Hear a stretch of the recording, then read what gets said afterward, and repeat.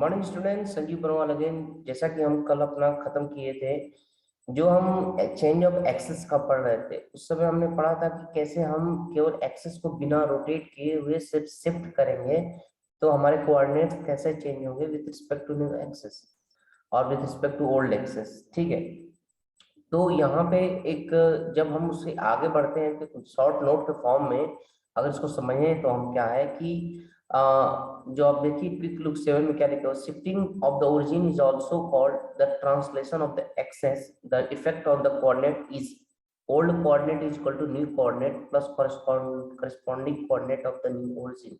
इसका मतलब क्या हुआ कि जैसे हम फिगर ऊपर आप पिक्चर में देखेंगे तो correspondent coordinate of new origin plus new coordinate. अब न्यू कोऑर्डिनेट और correspondent coordinate of the origin, अब इसका मतलब न्यू ओरिजिन तो क्या है कि ओ से ओ डैश में जो होगा वो corresponding part of new origin हो जाएगा और न्यू कोऑर्डिनेट जिसका ही एल एम हो जाएगा। तो इसीलिए क्या है कि वहां पे हमने क्या किया था कि जो x कोऑर्डिनेट था वो x प्लस x1 था, जो कि ये x क्या है, ये x अगर आप ध्यान से देखेंगे तो ये x है, ये न्यू कोऑर्डिनेट। ठीक है, और करस्पॉन्डिंग कोऑर्डिनेट ऑफ ओरिजिन क्या होगा, sorry corresponding coordinate of new origin क्या होगा, ये x1 होगा और न्यू कोऑर्डिनेट क्या होगा, इसका x होगा। ठीक है, यहाँ पे ऐसे y के साथ होगा। तो अब क्या है कि equation fxy equal to 0 curve will be change. अब हमने क्या किया कि x की जगह जो स्मॉल x है उसकी जगह x प्लस x1 रख दिया, जहाँ x क्या है किसी भी पॉइंट का न्यू एक्सेस के रिस्पेक्ट में कोऑर्डिनेट है और x1 क्या है कि उस ओरिजिन जो शिफ्ट हुई, कितनी शिफ्टिंग हुई है उसका वो प्लस है, कितनी शिफ्टिंग हुई है प्लस उस पॉइंट का x एक्सेस के रिस्पेक्ट में न्यू कोऑर्डिनेट, और ऐसे ही करके y प्लस y1 और उसको हम इक्वल कर देंगे क्या, 0 के। उससे हमें क्या मिलेगा, उससे हमें मिल जाएगा कि न्यू जो इक्वेशन है उसके फॉर्म में हमारा इक्वेशन मिल जाएगा। ठीक है, बहुत आसान है, बहुत सिंपल है, और इसको बस आप एक ट्रिकी वे में याद करके आप एग्जामिनेशन में अपना टाइम बचा सकते हैं और क्वेश्चन को सॉल्व कर सकते हैं। यहाँ पे एक नोट दिया हुआ है, the new origin O dash may be in any quadrant still the relation between old and new quadrant is same. Quadrant से फर्क नहीं पड़ता है आपको कौन सा क्वाड्रेंट है, किसी भी क्वाड्रेंट में ओरिजिन की शिफ्टिंग हो, लेकिन जो ओल्ड और न्यू क्वाड्रेंट होंगे वो हमेशा क्या होंगे, सेम होंगे irrespective of the moment of origin in any quadrant. ठीक है, अब जो हमारा नेक्स्ट टॉपिक है, नेक्स्ट टॉपिक कैसे हल करेंगे, सॉल्व करेंगे, rotation of the axes. Axes का हम रोटेशन करेंगे। अब एक्सेस का रोटेशन का मतलब क्या है कि ओरिजिन को हम चेंज नहीं करेंगे, सिर्फ एक्स को रोटेट करेंगे। दूसरा जो केस आ रहा है कि rotation of the axes without changing the origin, origin वही करेगा, बस एक्सेस को रोटेट कर देंगे। तो अगर आप डायग्राम में देखिए नीचे, हम समझाते हैं आपको, यहाँ से देखिए, यहाँ पे एक डायग्राम है, जो इनिशियल एक्सेस था एक्स डैश ओवर एक्स था और वाई डैश ओवर वाई था। अब ये घूम के एक्स एक्सेस क्या हो गया, एंटी क्लॉकवाइज थीटा एंगल घूम गया और वाई भी ऐसे में थीटा घूम गया। ठीक है, तो अब हम अगर कोई भी पॉइंट अगर हम देखते ध्यान से, इनिशियल इसका कोऑर्डिनेट क्या था, सपोज कीजिए पॉइंट लिया हमने, तो क्या होगा कि एक्स वाई था। ठीक है, एक्स वाई कोई भी पॉइंट था। अब क्या हो गया, वो चेंज हो गया, क्या हो गया, कैपिटल एक्स और कैपिटल वाई हो गया। ठीक है, तो कैपिटल एक्स और कैपिटल वाई हो गया। हम इसको कैसे समझेंगे, अब जब फिगर आप देखे थे ध्यान से, तो let X dash O dash O X and Y dash O Y भी original axis old axis rotate rotate O X about O through an angle theta in anti clock, जो कि हमने बताया है। न्यू एक्सिस आपका form हुआ, X dash O X and Y dash O Y दोनों axis मिले, उसके बाद जो X dash O Y dash हमने बनाया। Let B B a point in the plane and let this its old and new coordinate xy and xy respectively. Draw PL perpendicular to x dash o dash x and P perpendicular x dash o the new x draw MP perpendicular old x and perpendicular। ये सब जो हमने किया था construction उसमें है। ठीक है, अब यहाँ पे बोल रहा है कि angle Q O M is equal to theta, जो थीटा एंगल से इन्होंने घूमा। ठीक है, क्या आप देख सकते हैं, is equal to angle N M O. अब एन एम ओ क्या है, एन एम ओ, तो NMO is equal to also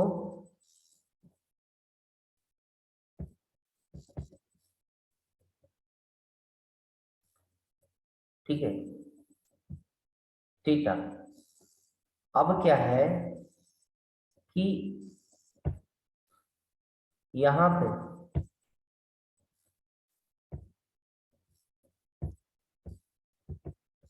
N MO is equal to theta, N MO is equal to angle P M N is equal to 90 minus theta. अब यहाँ पे ध्यान देने की बात है, पी एम एन जो होगा, ये थीटा हो गया, ये थीटा हो गया, ये थीटा हो जाएगा, ठीक है।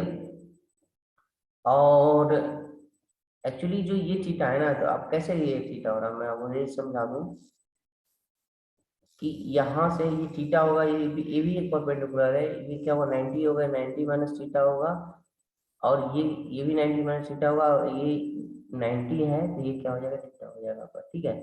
तो उस केस में क्या है कि आपका ये एंगल थीटा होगा, ये एंगल थीटा होगा। अब एक्स जो वैल्यू है, जो एक्स, जो छोटा वाला एक्स है, ये क्या होगा, O L. X is equal to क्या है, स्मॉल एक्स क्या है, ओ एल, यहाँ से यहाँ तक की डिस्टेंस। और ओ एल क्या है, O Q minus L Q है, O Q minus L Q.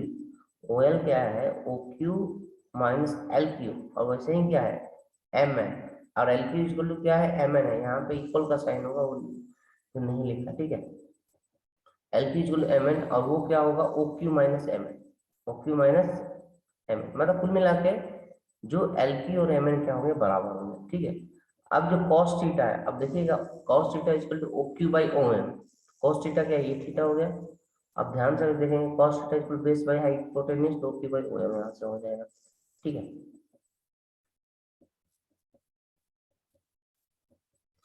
Cos theta equal to O Q by O M गया, और उसके बाद O Q equal to O M cos theta X cos theta, ठीक है। अब जब आप उसको भी देखेंगे, O Q equal to O M cos theta हो जाएगा, एक्स कॉस थीटा। ऐसे करके आपको एक कोऑर्डिनेट मिलेगा, जिसको सॉल्व कर, बहुत सिंपल चीज है, आप इसको सॉल्व कीजिएगा, आ जाएगा, ठीक है। तो जो हमारा एक्स होगा, ओल्ड कोऑर्डिनेट होगा, वो X cos theta minus Y sin theta के फॉर्म में होगा, अगर हम एंटी क्लॉक एंगल हाँ रोटेट करते हैं तो एक्सेस को। तो x क्या होगा, x cos theta minus Y sin theta, और y की जो वैल्यू होगी वो भी x sin theta plus Y cos theta. यानी कि सपोज कीजिए कि हमारे पास अगर हम कैपिटल X को 1 ले लें और y को हमने 2 ले लिया, और एंगल को ले लिया कि एंगल ये x और y के न्यू एक्सिस के रिस्पेक्ट में उसका कोऑर्डिनेट है, ठीक है, उस पॉइंट पे। तो और हमने बोला कि 45 डिग्री से ये एक्सिस ही मूव हो गया, ठीक है। तो जो x होगा, जो ओल्ड कोऑर्डिनेट होगा, वो new coordinate multiply by cos 45 की value minus y coordinate sin 45 की वैल्यू, ऐसे करके यहाँ भी। तो x इक्वल टू क्या होगा, x cos theta minus y sin theta, और y equal to x sin theta plus y cos, उल्टा हो जाएगा और बीच में प्लस हो जाएगा, ठीक है।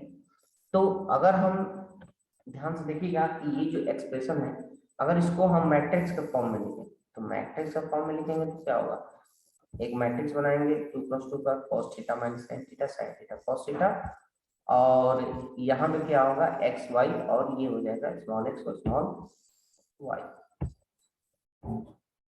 ठीक है।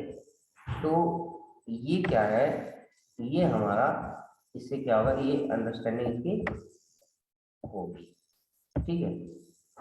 तो ये था हमारा कि कैसे इस चीजों को हम सॉल्व करेंगे। तो cos theta minus sin theta, और sin theta cos theta X Y, और एक्स वाई ऐसा हो गया, समझा। बेसिक आइडिया इसको करने का मतलब ये है कि हम क्या है कि अपने इसको हम चेंज कर रहे हैं, ठीक है।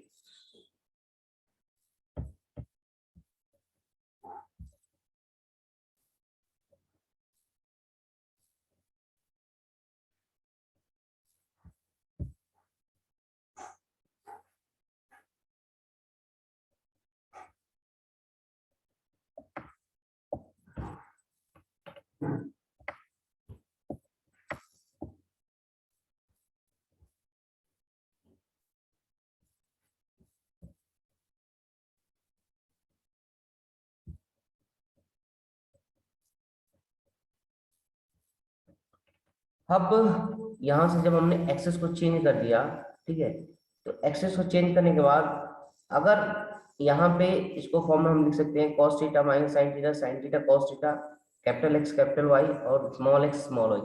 जो कैपिटल एक्स है, और कैपिटल एक्स क्या है, जो न्यू कोऑर्डिनेट्स है, या आप बोल सकते हैं कि जिस किसी भी पॉइंट का न्यू एक्सिस के रिस्पेक्ट में कोऑर्डिनेट एक्स वाई, और स्मॉल एक्स और स्मॉल वाई क्या है, उस पॉइंट का ओल्ड एक्सिस के रिस्पेक्ट में कोऑर्डिनेट है, उस ओल्ड को हम न्यू के टर्म्स में और एंगल के टर्म में कैसे लिख सकते हैं, ऐसे लिख सकते हैं। ठीक है, अब सपोज कीजिए कि रोटेशन और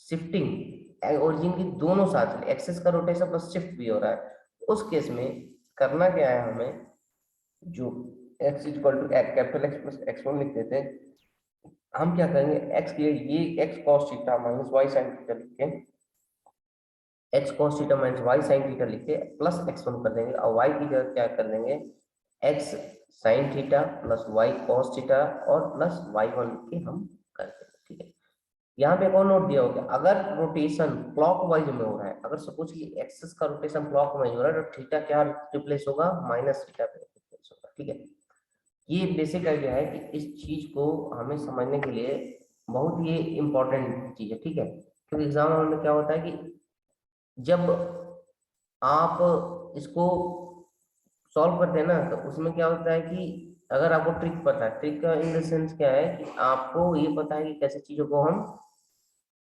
सॉल्व करेंगे, तो फिर चीजें क्या हो जाएंगी, इजी हो जाएंगी। ठीक है,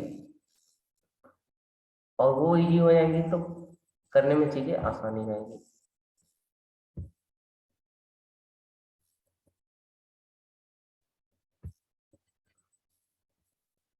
ठीक है, तो इस तरह से हमने क्या किया, इसको समझा। अब जो हम यहाँ पे पढ़ने वाले हैं, इसको आप क्वेश्चन को सॉल्व कर सकते हैं, कई एग्जांपल ले सकते हैं, खुद से भी एग्जांपल ले सकते हैं, एक्स वाई को रैंडमली एंगल थीटा 45 ले लीजिए, 60 ले लीजिए, पुट करके देख लीजिए, बहुत इजी हो जाएगा। कोई भी क्वेश्चन को सॉल्व करने का, सिंप्लीफाई करने का सबसे सिंपल तरीका होता है, आप जैसे उसको पढ़ लीजिए, कोई रैंडम एग्जांपल ले लीजिए, उस रैंडम एग्जांपल को पुट कर देख लीजिए, कौन सा कोई वैल्यू मिलेगा, आपका सॉल्यूशन हो जाएगा। वैसे एग्जाम हॉल में भी होता है, एग्जाम हॉल में क्या होता है कि रैंडम चीजें सेलेक्ट की जाती है, उसको आपको दे दिया जाता है, आप उसको सॉल्व करके वहां का आंसर निकाल देते हैं। ठीक है, अब यहाँ पे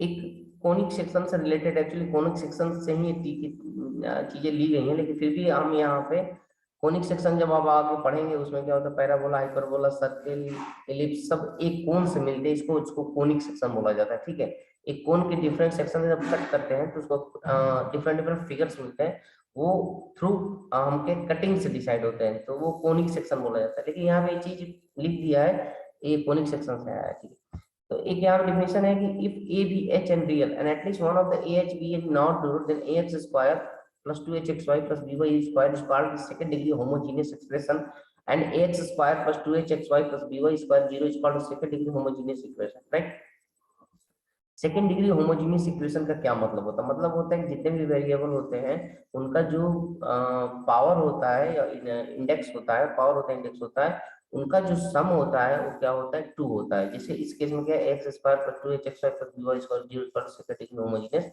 इक्वेशन।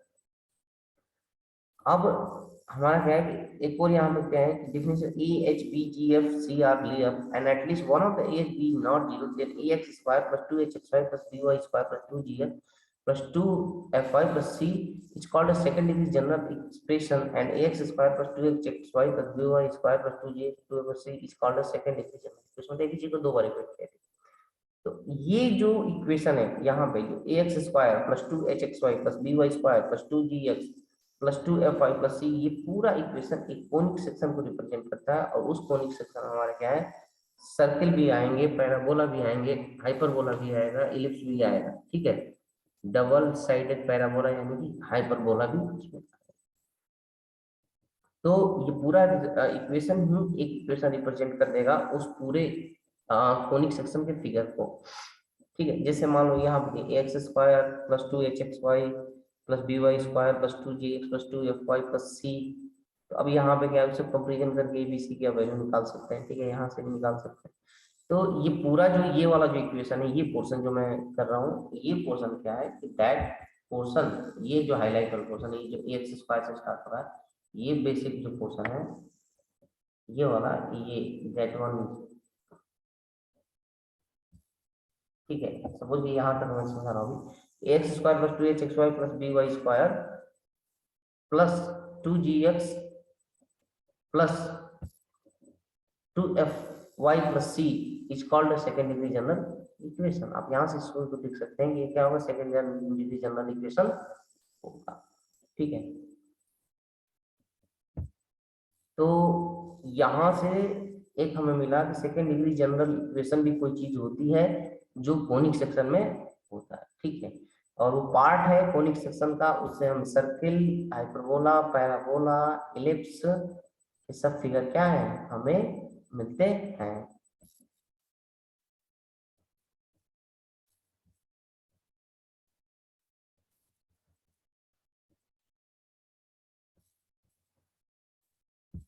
एक यहाँ डिफिनेशन दो, in the second degree general expression ax square plus 2hxy by square are called the second degree, gx fy are called the first degree terms and c is called the constant term.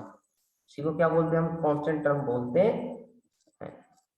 ठीक है, यहाँ पे theorem है, if h square is not equal to ab then to remove the first degree terms of the equation ax square plus 2hxy plus by square plus 2gx plus 2fy plus c is equal to 0, the origin is to separate to the point hf minus bg divided by ab minus h square gh minus af y coordinate ab minus h। इसका मतलब क्या है, remove the first degree term. अगर मान लीजिए हमें क्या है कि फर्स्ट डिग्री टर्म को हटाना है। फर्स्ट डिग्री टर्म्स का मतलब कौन कौन है यहाँ पे, एक यहाँ पे gx है, मतलब जो इसका टर्म्स ये वाले हैं और ये एफ आई वाला।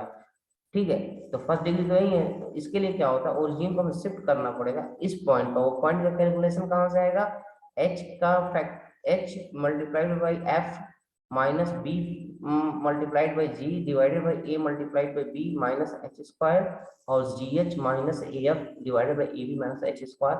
इससे अगर हम ओरिजिन को शिफ्ट करते हैं इस एक्स कोऑर्डिनेट इस वाई कोऑर्डिनेट पे, तो हमें क्या मिलेगा, हमें मिलेगा कि जो 2g का टर्म है 2g सो हट जाएगा और एफ वाई वाला हट जाएगा। ठीक है,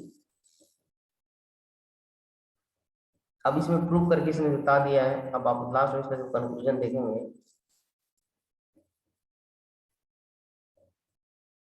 ठीक है, तो आपको यहाँ पे मिलेगा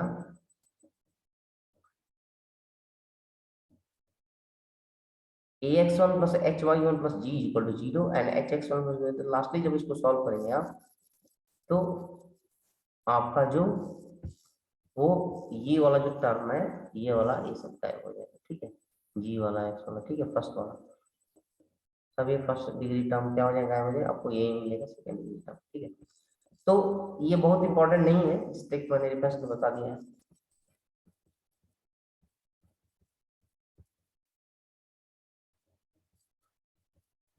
ये सब थ्योरम से सम थ्योरम से जिसको थोड़ा थोड़ा वेरिएशन करके इसको बताया गया है। ठीक है, जैसे यहाँ पे एक थ्योरम है, to remove the X Y term from the equation A X square plus 2hxy plus B Y square 0, the axes are to be represented through the angle half tan inverse 2h by a minus b। तो इसका बहुत कोई important नहीं है, बस लेकिन एक बार थोड़ा सा रेफरेंस ले सकते हैं कि इसका जो है, अगर आपको एक्स वाई टर्म निकालना है तो एक्सेस को कितने एंगल पे रोटेट करना पड़ेगा, half tan inverse 2h by a minus b where a is not equal to b। ठीक, तो यहाँ पे ये ऐसे है। बहुत ये चीजें मतलब कि वो नहीं है कि इसको हमेशा आप याद करेंगे, एक थोड़ा सा ग्लांस आप देख सकते हैं। ठीक है, थोड़ा कुछ प्रॉब्लम सॉल्व कर लेते हैं, बाकी हम आगे बढ़ेंगे। जिससे क्वेश्चन बेस्ड में बेसिक फॉर्मूले बहुत बेसिक हम थोड़ा बड़ा अंडरस्टैंडिंग इसलिए करें कि एक हल्का सा प्रैक्टिस हो जाएगा तो थोड़ा सा कुछ समझ में आ जाएगा कि कैसे चीजें हो रही हैं। पहला है find the area of the triangle which vertices are A 2 - 3 b 4 2 c 5 -5। इस केस में क्या है, x1 आपके पास पता है, y1 पता है, x2 पता है, y2 पता है, x3 पता है, y3 पता है। उसके बाद फॉर्मूले रख के आप इसको कर सकते हैं, मैट्रिक्स फॉर्म से भी कर सकते हैं या सीधे फॉर्मूले से भी कर सकते हैं। अब जैसे एक एग्जांपल यहाँ पे show that the 3 points A B C B C A and C A B are collinear, तो इनके द्वारा जो एरिया बनेगा वो क्या होगा, जीरो के इक्वल होगा। आप देख लीजिए जीरो होगा। ठीक है, अब यहाँ पे जो क्वेश्चन 5 में बोल रहा है कि the 3 points A 3 1 B 2 lambda 3 lambda C lambda 2 lambda are collinear, then find the value of lambda. तो लैम्डा की वैल्यू कैसे फाइंड होगी, इनके द्वारा जो एरिया सबटेंड होगा वो जीरो कर दीजिए, वहां से लैम्डा मिल जाएगा। ठीक है, तो बेसिकली ये बेसिक अंडरस्टैंडिंग कुछ क्वेश्चन हम सॉल्व करेंगे। आ, अभी यहाँ पे एक और क्वेश्चन है, बहुत इजी क्वेश्चन है। ठीक है, अब यहाँ पे जैसे थोड़ा सा वेरिएशन कर दिया, prove that the points A X X minus two B X plus three X and C X plus two and X plus two form a triangle whose area is independent of x.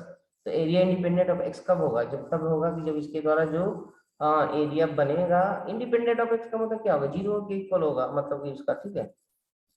जब independent of x का मतलब क्या होगा, इसमें x से depend नहीं करेगा, zero मत बोलिए इसको, एक्स से डिपेंड नहीं करेगा। तो अब जब सॉल्व करेंगे तो वहाँ पे एक्स की वैल्यू नहीं आएंगी, नहीं, तो ये हमारा हो जाएगा, ठीक है। ऐसे करके छोटे छोटे एग्जाम्पल से, बहुत कठिन नहीं है। जैसे यहाँ पे IIT जेईई में पूछा गया है, एक ध्यान से देखिएगा, दो तीन IIT जेईई का भी कर लेते हैं। P12 Q46 are passed SB are the vertices of parallelogram, find the values of ANB। अब चूंकि vertices पैरेललोग्राम है, पैरेललोग्राम में क्या होता है, अपोजिट साइड्स क्या होते हैं, इक्वल होते हैं, ठीक है। तो एक तो आपका कंडीशन ये हुआ, अपोजिट साइड इक्वल हो तो वहां से आप एक रिलेशन मिल जाएगा, और नहीं तो ऊपर एक जो है यहाँ पे देखिएगा, अभी मैं इसको छोड़ दिया हूँ, यहाँ पे नीचे,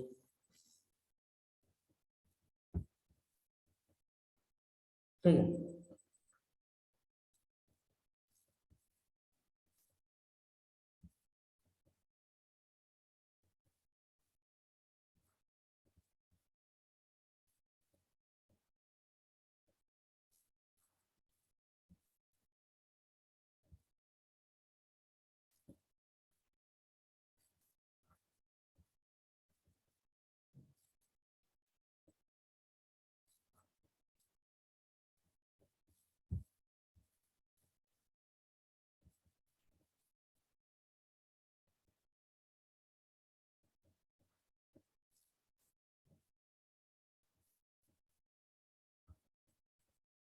यहाँ पे प्रॉब्लम 10 है, ठीक है।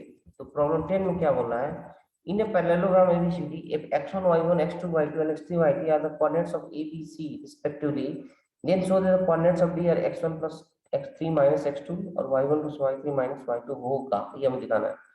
तो चूंकि क्या है कि हमारे पास तीन कोऑर्डिनेट दिए हुए हैं और बाकी 14 कोऑर्डिनेट हम बोले प्रूव कीजिए कि ऐसा होगा। तो सपोज दैट हमने कोऑर्डिनेट्स ऑफ डी लिया एक्स वाई है जो कि अननोन है, ठीक है। अब क्या है कि इन पैरेललोग्राम क्या होते हैं, अपोजिट साइड्स इक्वल होते हैं। अपोजिट साइड्स इक्वल का मतलब क्या है कि उनकी जो वैल्यूज होंगी, ठीक है, वो क्या होंगी, सेम होंगी।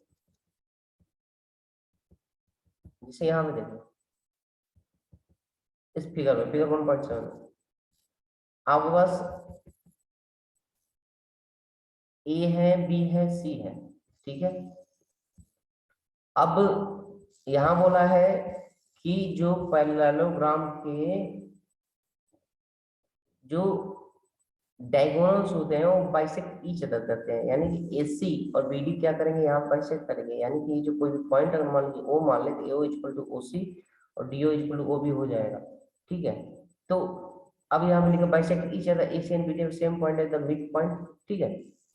अब यहाँ पे मिड पॉइंट इसका क्या होगा, इन दोनों का O पे मान लीजिए x1 प्लस x3/2 और y1 प्लस y3/2, और यहाँ पे कोई मान लीजिए x y लिए x प्लस x2/2, यानी कि x प्लस x2/2, जब इसको इक्वल करेंगे आप तो ये इसके इक्वल होगा और ये इसके इक्वल होगा। यहाँ से आपको जो रिलेशन मिलेगा, x की value x1 minus x2 plus x3 और y equal to y1 minus y2 plus y3 से यहाँ पे आप इसको अननोन कोऑर्डिनेट आपको मिल जाएंगे। इसमें एक ही ट्रिक है कि जो कोऑर्डिनेट या अब पैरेललोग्राम होते हैं, पैरेललोग्राम के जो डायगोनल्स होते हैं वो एक दूसरे को क्या करते हैं, बाइसेक्ट करते हैं।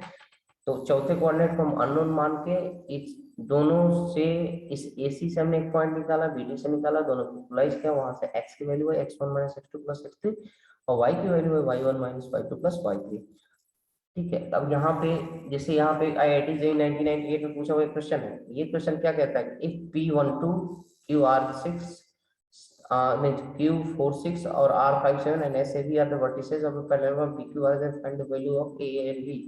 तो ए क्या होगा, मतलब x1 minus x2 plus x3, यानी 1 माइनस 4 प्लस 5, 1 माइनस 4 माइनस 3 और प्लस 5 2 हो जाएगा। और y क्या हो जाएगा, y coordinate x y1 minus y2, 2 minus 4 क्या होगा, 2 माइनस 6 क्या माइनस 4 होगा, और प्लस 7 क्या 3 हो जाएगा, तो इसका करेक्ट क्या हो जाएगा 2 और 3 हो जाएगा। बहुत सिंपल सा क्वेश्चन था, अगर आपको ट्रिक याद है, इसको फॉर्मूला याद है तो बहुत तुरंत सेकंड का क्वेश्चन है। ठीक है, तो ये बहुत इजी क्वेश्चन है। एक क्वेश्चन 9 देखिए यहाँ पे, इफ x1 ये IIT जेईई 1999 में पूछा हुआ question, if x1 x2 x3 as well as y1 y2 y3 in GP with the same combination then so that the point x1 y1 x2 y3 and x3 y3 are collinear। अब इसमें simple सा बात पूछा कि x1 x2 x3 as well as y1 GP में, तो GP में होंगे तो क्या होगा, आपको जीपी वो पता होता है, तो जब तीन टर्म्स होते हैं तो सेकंड टर्म क्या होता है, उन दोनों के स्क्वायर रूट होता है, या आप ऐसे बोल सकते हैं कि x1 इक्वल टू a है तो x2 ar होगा, x3 क्या आर स्क्वायर होगा, जहाँ r क्या कॉमन रेशियो ये फर्स्ट टर्म है। आप ऐसे कर सकते हैं। अब इसको पुट करके आप जब आप देखेंगे तो कोलिनियर आपको इनको मिल जाएगा इनसे एक्स माइनस, ठीक है, उसके एरिया क्या हो जाएगा 0 हो जाएगा। तो ऐसे करके हम क्या, अभी वीडियो को मैं खत्म करता हूँ, ठीक है। अब मैं ऐसा करता हूँ कि ये जो शॉर्ट टर्म वीडियो है आपको समझ में आया होगा, और ऐसे मोर एंड मोर वीडियोस लेके आपके पास आऊंगा मैं, ठीक है।